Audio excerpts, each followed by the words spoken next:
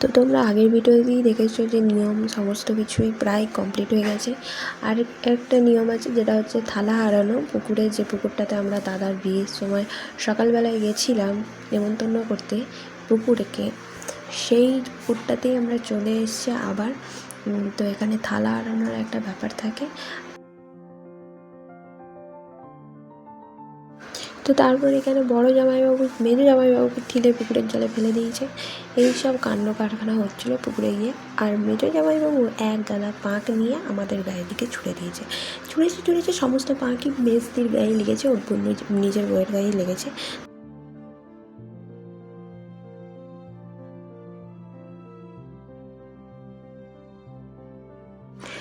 তো তারপরে বাড়ি আসার পর এখানে বৌমণিকে কোলে করে তুলে নিয়ে ঢুকতে হয়। তো দাদা এখানে বৌমণিকে কোলে করে তুলে নিয়ে বাড়ি ঢুকেছে।